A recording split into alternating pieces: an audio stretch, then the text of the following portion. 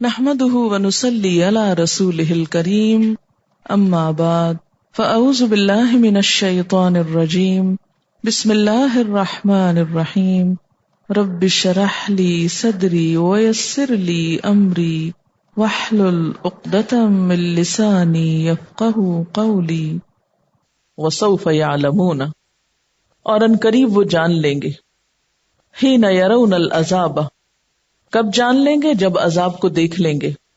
کیا جان لیں گے؟ جو شخص دلیل کے آگے نہ ہارے، دلیل کو قبول نہ کرے، پھر اس شخص کے لیے سزا کے سوا اس کو منوانے کا کوئی راستہ نہیں ہوتا۔ تو یہاں پر انہیں سزا دینے کے لیے جو جواز ہے اس کا ذکر کیا جا رہا ہے۔ جس چیز سے انسان کی تخلیق ہوتی ہے یا جس چیز سے دنیا وجود میں آتی ہے، اسی چیز سے اس کو تباہ بھی کیا جا سکتا ہے۔ یہ کہتی ہیں کہ یہاں پر جن اقوام کا خاص طور پر ذکر کیا گیا ہے، ان میں قوم فرعون اور قوم نوح کو پانی کے عذاب سے ہلاک کیا گیا تھا، اور پھر یہ کہ پانی ہی اس زمین پر زندگی کا نقطہ آغاز ہے یا اس کا سبب ہے، اور وہی انسان کے لیے عذاب کا ذریعہ بھی ہو سکتا ہے۔ آیت نمبر 35 میں ہم لوگ کو پتہ چلتا ہے کہ اللہ تعالیٰ نے حضرت موسیٰ اور حضرت ہارون کو قوم فرعون کی طرف بھیجا۔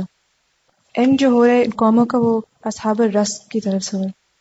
شروع جو ہے قوم فرعون کا، ہم لوگ کو آج کا ساری ان لوگوں کی انفارمیشن ملتی ہے، ان کا آرٹ، ان کا آرکیٹیکچر، ان کی ریمینز، ان لوگوں کی history, everything we have, ان لوگوں کا سارا نالج ہم لوگوں کے پاس ہے۔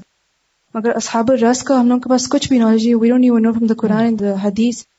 تو اٹ شوز کہ جب اللہ تعالیٰ کا عذاب آتا ہے، وہ جو ریمینز ہوتے ہیں ان سے بھی نشانیاں بتاتے ہیں، اور نہ بھی کچھ ہونے سے اس سے بھی ہم لوگ کو نشانی مل رہی ہیں، کیونکہ اٹس اے گریٹ ہیوملیشن کہ صرف نام لکھا ہوا ہے قرآن میں کہ یہ لوگ ڈسٹروائے ہوئے اور ان لوگوں کا ہمیں کچھ پتہ بھی نہیں ہے۔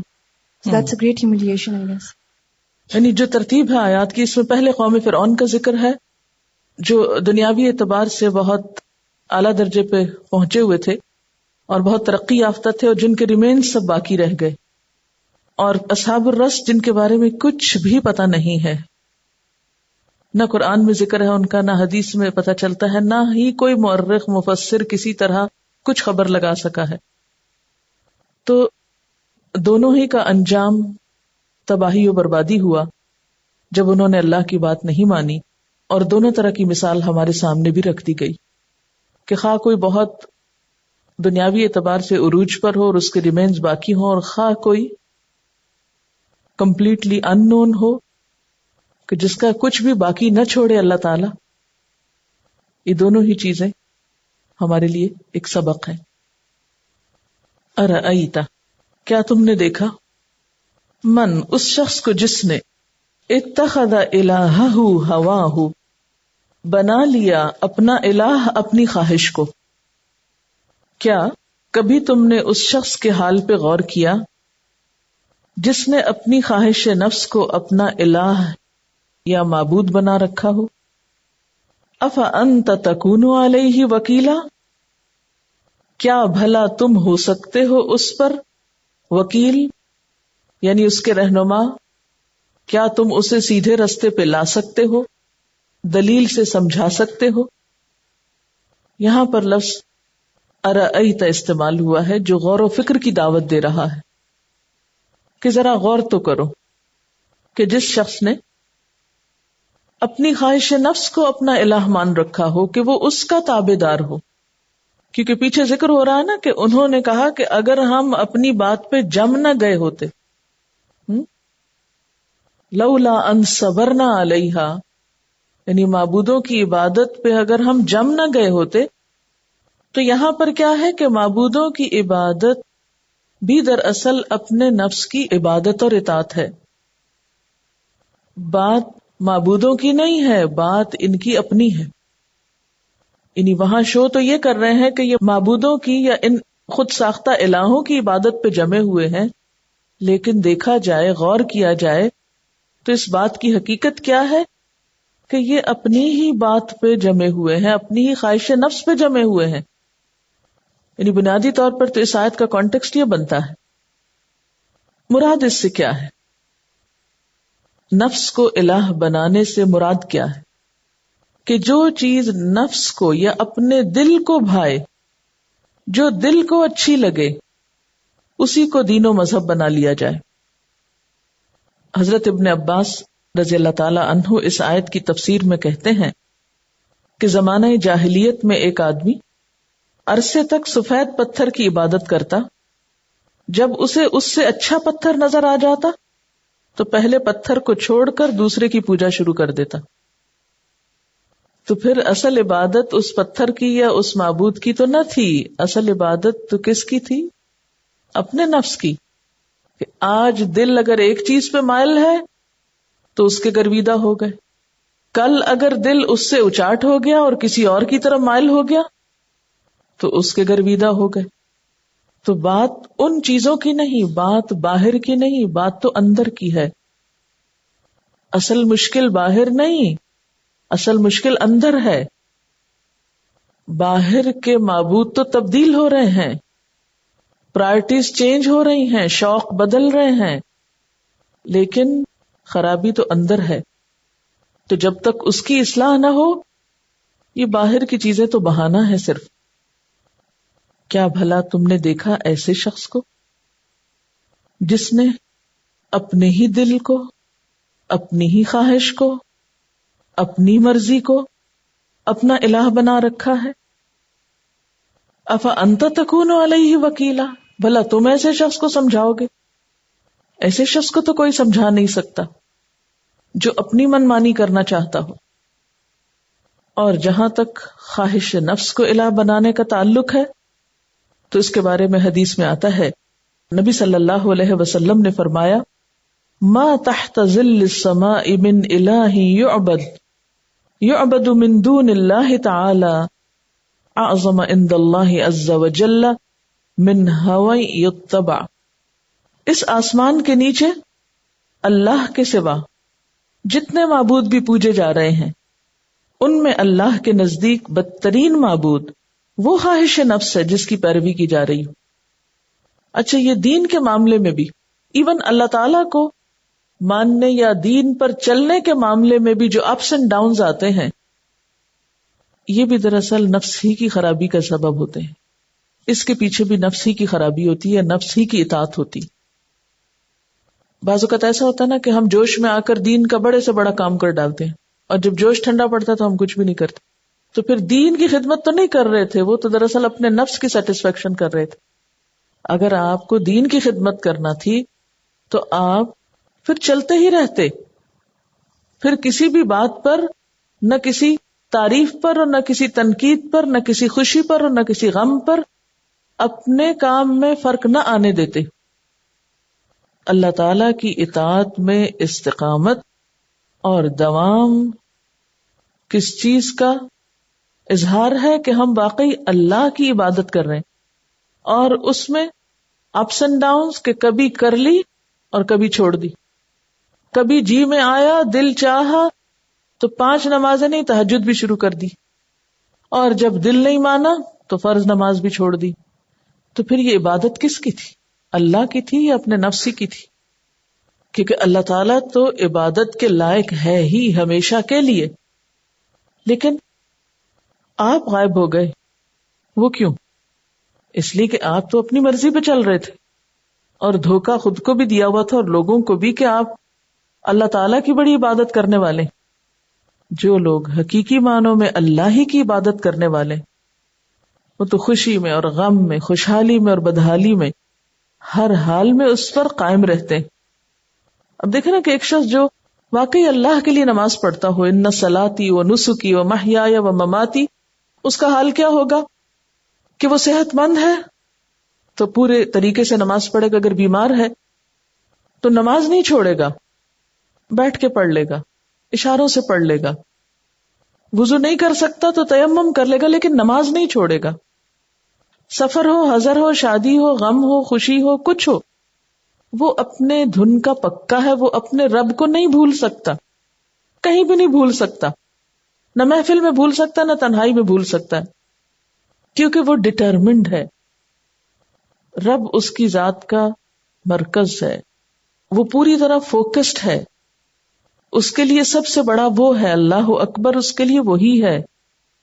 لیکن جو شخص حقیقی معنوں میں اللہ اکبر کا حق ادا کرنے والا نہ ہو اور اپنے نفس کا غلام ہو، نفس کا بندہ ہو، تو جہاں اس کے نفس کو تقویت ملے گی اللہ کی بات کرنے میں، وہاں وہ اللہ کی بات کرے گا، اور جہاں اس کے نفس کی رضا ہوگی یا خوشی ہوگی غیر اللہ کو خوش کرنے میں، وہاں وہ ادھر جھک جائے گا. اسی لیے نفس کے شر کو پہچاننا، نفس کی خرابیوں کو جاننا انتہائی ضروری ہے. کہیں ہم اپنے آپ سے ہی خود دھوکہ نہ کھا رہے ہوں، کیونکہ ہوتا یہ ہے کہ ہم بہت سی چیزوں کے بارے میں جو ہماری ذات سے باہر ہوتی ہیں ان میں ہماری سوچ بہت کریٹیکل بھی ہوتی ہے، ہم مختلف طرح کے ان میں انالیسس کرتے رہتے ہیں، دوسروں کی ذات کے بارے میں خوب آبزرویشن کرتے رہتے ہیں، معاشرے اور ماحول کو خوب کریٹیسائز کرتے رہتے ہیں، اور باتوں کے بارے میں ہم خوب سمجھداری کا ثبوت دیتے ہیں. جب معاملہ اپنی ذات پہ آتا ہے تو ہم غلط فہمیوں کا شکار ہو جاتے ہیں. سب سے زیادہ رعایت خود کو دیتے ہیں، سب سے زیادہ حمایت اپنی کرتے ہیں، سب سے زیادہ نیک پاک خود کو سمجھتے ہیں. حالانکہ سورۃ نور میں کیا گزر چکا ہے کہ اگر اللہ نہ چاہے تو ما زکا منکم من احد ابدا، تم میں سے کوئی کبھی بھی پاک نہیں ہو سکتا تھا. تو پاکیزگی نفس کے دعوے خوب کرتے ہیں، اپنی نیکی کو خوب مانتے ہیں، اپنے بارے میں مطمئن رہتے ہیں، خود کو دھوکہ دیتے رہتے ہیں. اسی لیے اللہ تعالیٰ منافقین کے بارے میں کیا فرماتے ہیں؟ یخادعون اللہ والذین آمنوا وما یخدعون الا انفسهم وما یشعرون. اور ایسے دھوکے میں ان کو شعور بھی نہیں ہوتا، احساس بھی نہیں ہوتا کہ ہم دھوکہ دے رہے ہیں اپنے آپ کو.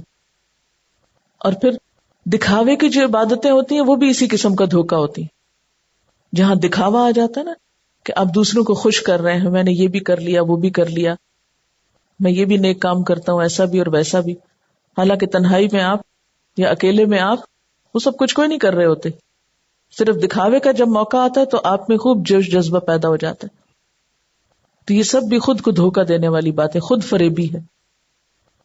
تو ارأیتا، کبھی غور کیا تم نے، کبھی نظر آیا تم کو کوئی ایسا شخص، وہ کون ہے وہ ذرا اپنے آپ ہی کو دیکھ لے، کیونکہ نفس کو بل الانسان علی نفسہ بصیرہ، جتنا انسان اپنے نفس کو خود پہچانتا ہے کوئی اور تو پہچان ہی نہیں سکتا.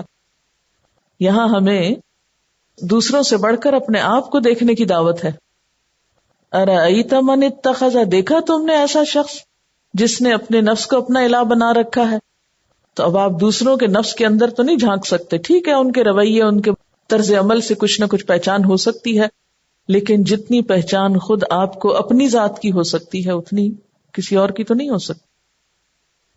یہ وہ چیز ہے جس میں آپ اپنے آپ کو خود ہی ہیلپ کریں گے، خود کو خود پہچانیں گے، کوئی اور زیادہ دور تک آپ کے اندر نہیں اتر سکتا. آپ کی چند ظاہری اعمال حرکتوں سے کوئی آپ کو شاباش دے دے گا تو کوئی آپ کو کرٹیسائز کر دے گا، لیکن کوئی وہ فائنل بات نہیں، کیونکہ ہر شخص پھر اپنی نظر سے دیکھ رہا ہوتا ہے. جو آپ سے محبت کرتے ہیں وہ آپ کی غلطیوں کو بھی اچھی نظر سے دیکھ رہے ہیں، اور جو آپ سے نفرت کرتے ہیں وہ آپ کی اچھائیوں کو بھی پیچھے پھینک رہے ہیں. تو لوگوں کی تنقید اور لوگوں کی تعریف اور لوگوں کا آپ کو کسی بھی طرح ویلیو کرنا کچھ بہت زیادہ اہمیت نہیں رکھتا جب تک اپنا علاج خود نہ کریں گے. ارأیت من اتخذ الہہ ہواہ، اور نبی صلی اللہ علیہ وسلم نے اپنی امت کے بارے میں کیا فرمایا تھا کہ میں ان کے بارے میں دو چیزوں سے ڈرتا ہوں، خواہش نفس اور لمبی امیدیں.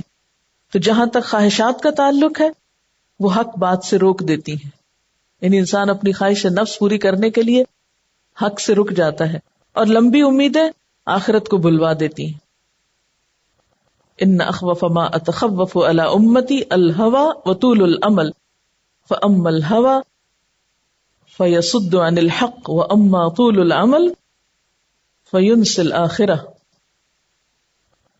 نبی صلی اللہ علیہ وسلم کی دعاؤں میں سے ایک دعا بھی ہے، اللہم انی اعوذ بک من شر نفسی، اے اللہ میں اپنے آپ کو تیری پناہ میں دیتا ہوں، تیری حفاظت میں دیتا ہوں، تیرے حوالے کرتا ہوں اپنے نفس کے شر سے بچنے کے لیے. باہر کے شر کو آپ روک لیتے ہیں، آپ اس سے فرار حاصل کر لیتے ہیں، آپ اس سے بچ سکتے ہیں، لیکن اس سے کیسے بچیں گے جو اندر ہی پل رہا ہے؟ باہر کی خرابیاں تو نظر جلدی آ جاتی ہیں، لیکن اندر جھانکنے کی فرصت ہی نہیں ہوتی ہمیں. اپنے اندر کی تو خبر ہی نہیں ہوتی، اس کی پہچان بھی بڑی مشکل ہوتی، کیونکہ جب ہم خود پرستی کا شکار ہو جاتے ہیں، اور اس کی علامت کیا ہوتی ہے کہ ہم اوور سینسٹیو ہو جاتے ہیں. چھوٹی چھوٹی باتوں پہ ہم مائنڈ کرنے لگتے ہیں، چھوٹی چھوٹی باتیں ہم کو ہمارے راستے سے، ہمارے مقصد سے ہٹا دیتی. کسی نے تھوڑا سا مذاق اڑا دیا تو ہم نے دین کا لبادہ اتار پھینکا، کسی نے تھوڑی سی تنقید کر دی تو ہم باز آئے اس راستے پہ چلنے سے. یعنی چھوٹی چھوٹی چیزیں ہمیں یا غفلت میں مبتلا کر دیتی ہیں، یا ہمارے جو ٹارگٹ ہے یا فوکس ہوتے ہیں جس چیز کی طرف، اس سے ہمیں پھیر دیتی ہیں، یا ہماری ڈٹرمنیشن میں کمی آ جاتی ہے، مقصدوں پہ جھول پڑنے لگتے ہیں، گرد و غبار پڑنے لگتے ہیں، دعوے اپنے ہی بھولنے لگتے ہیں ہم. تو اپنا علاج سب سے مشکل کام ہے، اور اس کی پہچان کیا ہے کہ برے عمل برے نہ لگیں، برے عمل تعویلوں کے پردے میں اچھے بنا لیے جائیں. جیسے ایک اور آیت میں آتا نا، افمن زین لہ سوء عملہ فرآہ حسنا، کیا بھلا وہ شخص جس کے لیے اس کا برا عمل خوشنما بنا دیا گیا ہو اور وہ اس کو اچھا سمجھتا ہو. اور سورۃ کہف میں کیا آتا ہے، قل هل ننبئکم بالاخسرین اعمالا الذین ضل سعیہم فی الحیاۃ الدنیا. سب کچھ دنیا کے لیے کر رہے ہیں، وہم یحسبون انہم یحسنون صنعا، اور وہ سمجھتے ہیں کہ بہت اچھے کام کر رہے ہیں. یہ نیکی اور تقوی کے بھی جو لبادے ہیں، یہ بھی دراصل دنیا میں ہی پرومیننٹ ہونے کے لیے اوڑھ رکھے ہیں، اللہ کی رضا کے لیے نہیں ہیں. اور اس طرح دوسروں کو دھوکہ دیتے ہیں. ساری کوشش اگر ہے تو کس پر، کہ ہم دوسروں کو نیک نظر آ جائیں، دوسرے ہمارے بارے میں اچھا اوپینین رکھیں، دوسرے ہمیں بہت اچھا سمجھیں. اور سارا غم کس بات کا لگ جاتا ہے، اگر ہم کسی وقت لوگوں کی نظر میں تھوڑا سا گرنے لگے. کبھی سوچیں پریشانی اور خوف اور غم ہمیں کس بات پہ لاحق ہوتے ہیں؟ جب ہماری شہرت کا گراف گرتا ہے، ہمارے کام کی رفتار میں کب کمی آتی ہے، جب لوگ ہمارے لیے تالیاں نہ بجائیں، جب لوگ ہمارے لیے اچھے جذبات کا اظہار نہ کریں. ہم میں سے ہر شخص خود کو پرکھے، اپنے اپنے بارے میں سوچے کہ ہمارے اللہ کی اطاعت کے راستے میں سب سے بڑی رکاوٹ کیا ہے؟ اپنی ہی ذات. کیونکہ جس چیز پہ ہمارا دل واقعی آ جائے، پھر اس راستے سے ہمیں کوئی نہیں روک سکتا.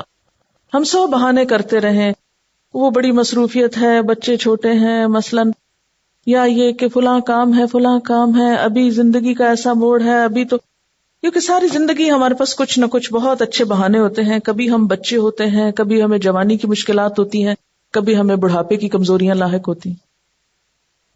دنیا کے کام کرنے کے لیے تو نہ بچے ہوتے ہیں، بچوں پر دنیا کی خاطر بڑوں سے بڑھ کے بوجھ لاتے ہیں ہم، کبھی خیال نہیں آتا کہ معصوم بچے ہیں. جوان دنیا کی خاطر کبھی اپنی جوانی کو اور جوانی کی مشکلات کو آڑے نہیں آنے دیتے. بوڑھے اپنی خواہشات کی تکمیل میں کبھی اپنے بڑھاپے کو آڑ نہیں بننے دیتے. لیکن جہاں دین کی بات آتی، جہاں اللہ کی عبادت اور اطاعت کی بات آتی، وہاں ہماری ہر چیز ایک بہانہ بن جاتی. 100 بہانے ہم تراش لیتے ہیں. کہیں مصروفیت بہانہ ہے، تو کہیں لوگوں کا دباؤ بہانہ ہے، تو کبھی موسم ایک بہانہ ہے، تو کبھی پولیٹیکل حالات کی سٹیبلٹی نہ ہونا ایک بہانہ ہے. لیکن اصل مشکل تو اپنا ہی نفس ہے، اصل دشمن تو اپنا ہی نفس ہے. اگر اس کو راضی کر لیا جائے، اس کو منا لیا جائے، اس کو سیدھا کر لیا جائے، تو سارے مسئلے حل ہو سکتے ہیں. ارأیت من اتخذ الہہ ہواہ افانت تکون علیہ وکیلا. تو بات یہ ہے کہ جس شخص پر اس کی خواہش نفس غالب آ جاتی ہے، نفس پرستی غالب آ جاتی ہے، ایگو اور انا غالب آ جاتی ہے، اس کے سامنے نہ کوئی دلیل کام کرتی ہے، نہ کوئی تعویل کام آتی ہے، نہ کوئی نصیحت اس پہ اثر کرتی ہے، نہ کوئی لاجک وہاں پر چلتی ہے، وہاں کچھ بھی کام نہیں آتا. اسی لیے فرمایا پیغمبر علیہ السلام کو افا انت تکون علیہ وکیلا، آپ ان پر وکیل ہوں گے، آپ ان کو سمجھائیں گے. ایسے لوگوں کو کون سمجھا سکتا ہے؟ اچھا، نفس کی چالیں کیا ہوتی ہیں عوام کے لیے؟ مثلا کہ دین کے وہ احکامات لے لینا جو سوٹ کرتے ہوں، اور جو سوٹ نہ کرتے ہوں انہیں چھوڑ دینا. اور کیا کہنا آج کے دور میں یہ نہیں ہو سکتا، آج کے دور میں یہ ممکن ہی نہیں، یہ تو جھوٹ کا زمانہ ہے، سچ کون بولتا ہے؟ خواص کی دلیلیں کیا ہوتی ہیں، یا خواص کی تعویلیں کیا ہوتی ہیں؟ کہ جو بات قرآن و سنت کی پسند آتی ہے وہ تو لے لی، اور جو مشکل لگتی ہے اس کو تعویلیں کر لی، یا اس کو ایسے ایسے دلائل سے ثابت کر لیا کہ خواہش نفس کی پیروی ہوتی رہے. اسی لیے آپ دیکھیں کہ بنی اسرائیل کو جب گائے ذبح نہیں کرنی تھی تو انہوں نے کیسی کیسی تعویلیں، کیسی کیسی حجت بازیاں کی، کیسے کیسے بہانے کی، کیسے کیسے سوال کیے. ہمیں بھی دین کا جو حکم نہیں ماننا ہوتا اس کے لیے ہم طرح طرح کے سوال کر کے، طرح طرح کی حجتیں کر کے اپنے آپ کو مطمئن کر لیتے ہیں. کبھی کہتے ہیں اور جو کوئی نہیں کر رہا، کبھی کہتے ہیں چونکہ یہ بات قرآن میں نہیں لکھی ہوئی اس لیے ہم یہ ایسا کر رہے ہیں، کبھی کہتے ہیں کہ یہ فلاں عالم کا فتویٰ ایسے اور ایسے ہے اس لیے ہم ایسا کر رہے ہیں. اور ان علماء کے فتووں کو ہم قبول کرتے ہیں جو ہماری خواہش نفس کو سوٹ کرتے ہوں، خواہ اس کے مقابلے میں ایک صحیح حدیث یا ایک ٹھیک ٹھاک آیت بھی موجود ہو تو وہ ہماری سمجھ میں نہیں آتی. ہم کہتے نہیں اس کا کوئی اور مطلب بھی نکلتا ہوگا. کیوں؟ اس لیے کہ اصل مشکل تو اپنے اندر ہے، ماننا ہی نہیں چاہتے. اس لیے یعنی جیسے پانی ہوتا ہے نا تو وہ اسی طرح بہتا ہے جس طرف اس کو ڈھلان ملتی. تو انسان کو بھی جب پستی کی طرف جانا ہوتا ہے، خواہش نفس کی پیروی کرنی ہوتی ہے تو وہ ایزی راستے تلاش کرتا ہے. ام تحسبوا، یا تم سمجھتے ہو، ان اکثرہم یسمعون او یعقلون، کہ ان کی اکثریت سنتی یا سمجھتی ہے. یعنی جو کچھ آپ سنا رہے ہیں، سمجھا رہے ہیں، وہ واقعی سن بھی رہے ہیں. کیوں یہاں سننے کی بات کیوں آئی؟ اس لیے کہ ہم قرآن میں سے بھی وہ سنتے ہیں جو ہماری مرضی کے مطابق ہوتا ہے نا. ان باتوں کو تو ہم غور سے سنتے ہیں جو ہماری فیور میں جاتی ہوں اور ہمارے کسی مخالف کے خلاف جاتی ہوں، وہاں دماغ خوب چلتا ہے. یعنی قرآن سنتے وقت ہماری سماعت کہاں زیادہ اچھی ہوتی ہے؟ جہاں باتیں ہماری مرضی اور خواہش نفس کے مطابق جا رہی ہوتی. اور کہاں آ کر ہم سنی انسنی کر دیتے؟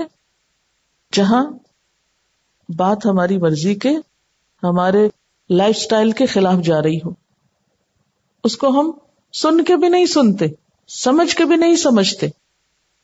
اسی لیے اللہ تعالیٰ فرماتے ہیں کہ تمہارا کیا خیال ہے کہ ان میں سے اکثر کی سماعت اور عقل کچھ صحیح کام کرتی ہے؟ انہم الا کالانعام، نہیں وہ مگر جانوروں کی طرح ہیں، مویشیوں کی طرح ہیں، بھیڑ بکریوں کی طرح ہے، گائے بھینس کی طرح ہے، اونٹ کی طرح ہے. انعام ان سب کو کہتے ہیں. بل ہم اضل سبیلا، بلکہ یہ تو اونٹوں اور بکریوں سے بھی زیادہ بھٹکے ہوئے ہیں راستے کے اعتبار سے. کیونکہ اونٹ بکری کو بھی جب چرانے کے لیے لے جایا جاتا ہے تو چند دفعہ کے آنے جانے سے گھر کا جب پتہ چل جاتا ہے تو وہ خود بھی واپس پہنچ جاتے ہیں. اگر آپ کو کبھی جانور رکھنے کا اتفاق ہوا ہو تو آپ نے دیکھا ہوگا کہ آپ اس کو گھر سے باہر بھی چھوڑتے ہیں. ایون چھوٹی چھوٹی مرغیاں بھی ہوتی ہیں نا، آپ ان کو دانہ دن کا چننے کے لیے گھر سے باہر بھی بھیج دیتے ہیں تو وہ گھوم گھما کے پورے گاؤں سے اپنے ہی گھر واپس آتی ہیں. ان کو بھی گھر کا پتہ ہوتا ہے، وہ بھی راستہ ڈھونڈ لیتے ہیں. ایک راستہ نہیں ملتا تو حضرت انسان کو ساری عقل سمجھ رکھتے ہوئے بھی اللہ کی پہچان نہیں ہوتی، اس کو اللہ کی طرف جانے کا راستہ نہیں پتا چلتا. آخر کیوں؟ اس لیے کہ دل جو نہیں چاہتا اللہ کی طرف جانے کو. مویشی تک، جانور تک اپنے مالک کے وفادار ہوتے ہیں، ان کے سامنے سر جھکا دیتے ہیں. کھلا چھوڑ دیا جائے تو بھاگ نہیں جاتے، گھر واپس آ جاتے ہیں. لیکن انسان وہی آواز سنتا ہے جو اس کی دلچسپی کی ہو. جبکہ بھیڑ بکریاں تو مالک کے اشارے پہ دوڑتی چلی جاتی ہیں، حالانکہ انہیں بعض اوقات چراگاہ کی بجائے بچڑ خانے لے جایا جا رہا ہوتا ہے. لیکن انسان کو چونکہ اللہ نے تمیز دی ہے نا، عقل دی ہے، سمجھنے سوچنے کی صلاحیت دی ہے، تو وہ ان سوچنے سمجھنے کی ساری صلاحیتوں کو صرف اپنے مطلب اور مقصد کی باتوں پہ لگاتا ہے. اپنے مطلب کے خلاف کی بات اس کو سمجھ نہیں آتی. جہاں مفاد کی بات ہو، کچھ ملنے کی بات ہو، کچھ لینے کی بات ہو، کچھ حاصل کرنے کی بات ہو، وہاں تو سماعت بھی تیز ہو جاتی ہے اور عقل بھی خوب کام کرتی. اور جہاں کچھ دینے کی بات ہو، کچھ خرچ کرنے کی ہو، کچھ قربانی کرنے کی ہو، نفس کے خلاف جانے کی ہو، وہاں عقل کام نہیں کرتی، وہاں نہیں بات سمجھ میں آتی، وہاں فائدہ بھی کسی کام کا سمجھ میں نہیں آتا، وہاں بڑے بڑے کام بھی معمولی لگتے ہیں. اگر ایک انسان اپنے آپ کو واقعی ابراہیم علیہ السلام کی طرح اللہ کے حوالے کر دے، اسلمت لرب العالمین، پھر اس کو پرواہ نہیں کہ مالک کے لیے آگ میں گرنا پڑے یا گھر چھوڑنا پڑے یا بیٹے کے گلے پہ چھری پھیرنی پڑے یا کچھ بھی کرنا پڑے. وہ چھری پھیرنا بھی بہت بڑا کام ہے، وہ آگ میں گرنا بھی بہت بڑا کام ہے، حالانکہ عقل تو نہیں مانتی نا اس کو. لیکن پیمانہ فرق ہے نا، پیمانہ ہے مالک کی مرضی کے مطابق چلنا. پیمانہ یہ نہیں کہ کہاں فائدہ ہونا دنیا کا اور کہاں نقصان ہونا. لیکن ہمارا حال کیا ہوتا ہے کہ ہم مالک کی نظر سے یا اس کی پسند اور ناپسند کے مطابق نفع نقصان کے پیمانے نہیں سیٹ کرتے. ہم تو دنیا کی نظر سے یا اپنے مفادات کے تحت نفع نقصان کے پیمانے دیکھتے ہیں. اسی لیے ایسے لوگ جانوروں سے بھی بدتر ہیں، مویشیوں سے بھی بڑھ کے رستہ گم کیے ہوئے ہیں. مویشیوں کے ساتھ کیوں یہاں مقابلہ یا کمپیریزن کیا جا رہا ہے؟ اب دیکھیں کہ مویشی کی زندگی کیا ہوتی ہے نا، کس چیز کے گرد اس کی زندگی گھومتی ہے؟ اس کی ضروریات اور خواہشات کی تکمیل کے گرد گھومتی ہے نا. اس نے کھانا پینا ہے، چرنا ہے، سو جانا ہے، اور پھر بچے پیدا کرنے، نسل بڑھانا ہے، اور بس. کوئی اعلی مقاصد تو ان کی زندگی میں نہیں ہے. اور اس کے ساتھ ساتھ کچھ اس پہ لائبلٹیز ہیں. جب مالک ان کو ایک مخصوص آواز کے ذریعے بلاتا ہے تو وہ دوڑے چلے آتے ہیں، ان کو ہانکتا ہے تو وہ جانے لگتے ہیں، کہیں چھوڑ آتا ہے تو واپس گھر بھی آ جاتے ہیں. مالک جو کہتا ہے سر جھکا دیتے ہیں، وفادار ہیں اس کے، خدمتگار ہیں اس کے، جس کام کے لیے بنے وہ کر رہے ہیں بیچارے. لیکن انسان اپنے مالک کا کتنا تابع دار ہے. اور اگر انسان کی بھی زندگی انہی چند خواہشات کی تکمیل پر مبنی ہو. جانور نے تو اپنے رب کو پہچان لیا اور جو کام اس کو ملا اس نے کر لیا، اپنی مرضی کوئی نہیں کرتا وہ. لیکن انسان اپنی خواہش نفس کے پیچھے چلتا رہتا ہے اور رب کے احکامات کو پس پش ڈالتا رہتا ہے. یہ شرک کی ایک قسم ہے یہ بھی، بلکہ سب سے بڑا معبود یہی ہے اس زمین پر، یعنی خواہش نفس کی تکمیل یا خواہش نفس کی پیروی، خواہش نفس کا اتباع. أرأيت من اتخذ إلهه